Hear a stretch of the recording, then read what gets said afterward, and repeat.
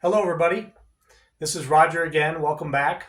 I know it's been a long time since I made my first video, but I suffered an accident about a year ago, and it's taken me almost a year to recover. And I'm just kind of getting back in my shop. So this is my second woodworking video for my channel. I'm just kind of doing this for fun and interesting. My daughter, being in starting high school, she would like to redo her room, and she would like a floating bed. So she's doing really well, and I wanted to do this for her. And I watched a lot of your videos on how to make a floating bed. And there are some different challenges with us and our room and different things. So I thought, since I'm doing just something different again, I thought it might be a good opportunity to make another video to have a different way to approach making a floating bed. So one of my favorite sayings that I heard many years ago was from Louis Sullivan. He was an architect in the 1800s, and he was supposed to have coined the phrase "form follows function." And then I have an interest in Frank Lloyd Wright, and Frank Lloyd Wright was his student, and he had some variations on that too.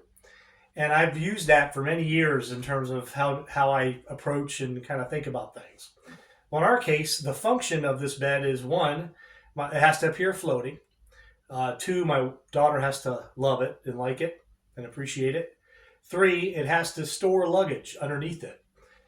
What I noticed was a lot of beds that I saw videos of are pretty large, and they're also low to the ground, which makes it easier to give the appearance that it's floating. Some of them had storage, some of them didn't, but in our case, the function of our room is that it's fairly small, so we can't put the bed in the middle of the room. Otherwise, the base would only be about this big, and that's certainly not enough room. One, to store things, and two, that's what it would require to make it look like it's floating. So we're going to take that. So those are the things that we have to function with it, and I had to throw that all into the design to try to make something work, and we did. I think we'll find out. So if we follow the design path of form follows function, what I did first was kind of look at our luggage and kind of figure out how it would lay out in a way that would make a fairly small base for the bed. So we laid that out, and this is our luggage. I know it's not very fancy, but it's functional for us. And we laid it out so that this is kind of the narrowest way it would do. There's two suitcases on top of each other here too, so there's four total. So that's the first step. So we're going to start putting the base together, and we'll show you how these fit and how they affected the way this is put together. So here we have the design for the base. You can see that the suitcases are fitting in and the way that I laid them out before. And I'll slide the last one in here so you can see how it works. Just slide in like that. I'll show you more about how we cover the fronts of them later. A couple things I wanted to show you or tell you about was, first of all, I decided to use 1/2-inch plywood because it's very strong, and if you use mortise and tenon to make the joints, like in here and stuff like that, and glue it up with screws, it's very, very strong. It holds together. I also made little bases for 3 of them that extend the whole way here to index all the dividers. You can see hopefully the index, the cuts I made in it there and there. And these dividers will sit on the bases and then in those slots, and there will be glue and screws that hold that together. So it's going to be very strong and hold something together. But also the other reason for 1/2-inch plywood is that it maximizes the space. A lot of the beds that I saw built were using 1.5 inch stock. And although I get it for a large bed, it's a lot easier. It's easier to cut. If you're not going to store, it doesn't really matter.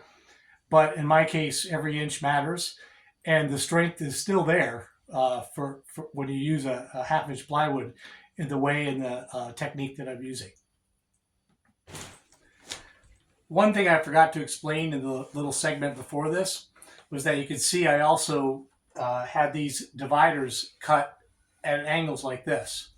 My daughter and I actually did an experiment where we set up the top that I had made and put it on things to try to figure out at what angle from her front door or door for her bedroom will give her the appearance that it's a floating bed. So we used her height and basically it's the farthest point in her room, and we calculated that. So that's why we have these cut at these angles like this. I'll show you more about that a little bit later. So my daughter and I just finished gluing and screwing it together. It's basically, here's the frame, and I'm going to demonstrate a little bit here in another video, the next segment of the video. But it's all 1/2-inch plywood with a few other odds and ends that are in it, and I'll show you how it works before we put the mattress, or basically the bed frame on top. So now I'm going to demonstrate the base for the bed, and this is how we designed it. If you recall, form follows function. The suitcases are going to fit in here, and when I figured that out, I laid out how the sides to those compartments have to be, and I built the frame, which I'll show you a little later, accordingly. So these become the supports for the frame itself a little bit later. What we also did was we made these so they come open, obviously. So the suitcases that I've talked about will be able to slide right in here, and those will clip shut. We made this one just a cubby. Since space is at a premium, I decided to just leave that open, to still put a door on it, and maybe we'll put a shelf. There's always something we can store in there.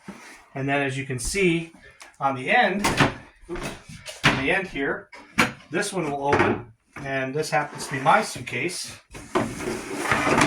Will slide right in, and these will clip shut. And lastly, as you can see, these are all slanted, and we had to do that to try to make sure that from appearance, the bed will look floating as you walk around it. So that was one of the design things we had to figure out to make sure that it appeared floating. So now we'll show you the mattress frame and how it fits onto this and go from there.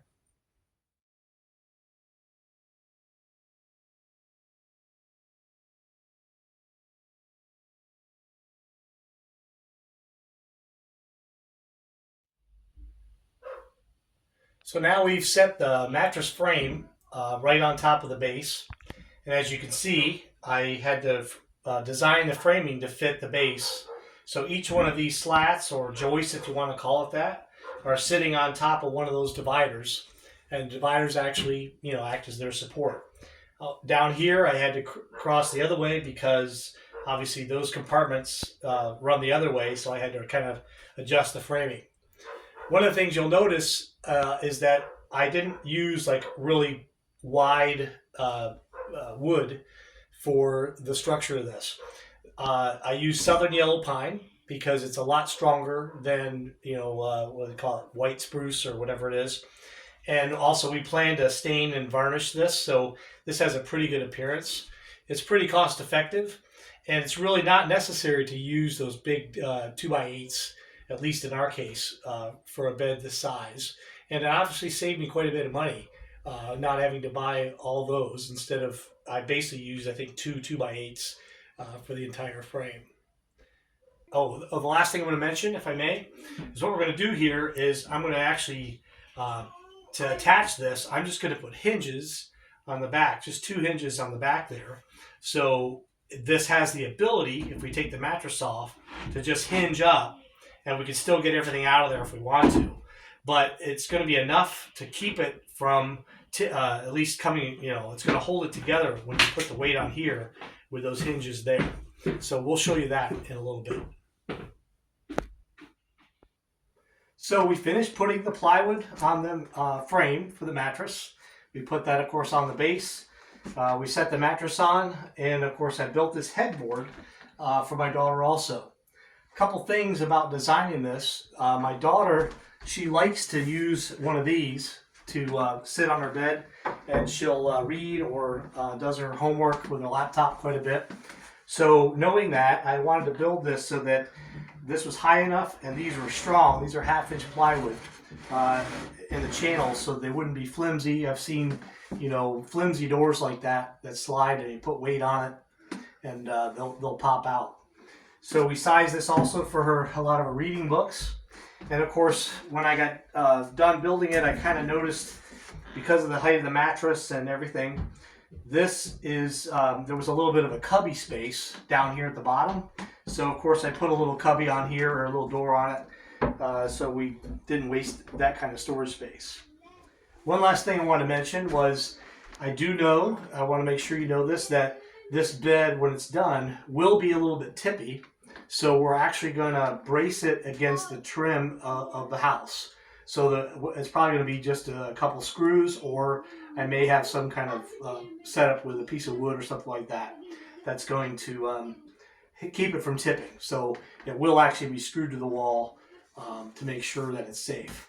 And lastly, we are going to put LED lights under it, and when I take pictures at the end after it's finished, we'll demonstrate that, or just show you that. Looking forward to it. I hope you enjoyed it, and we will see you in the next video.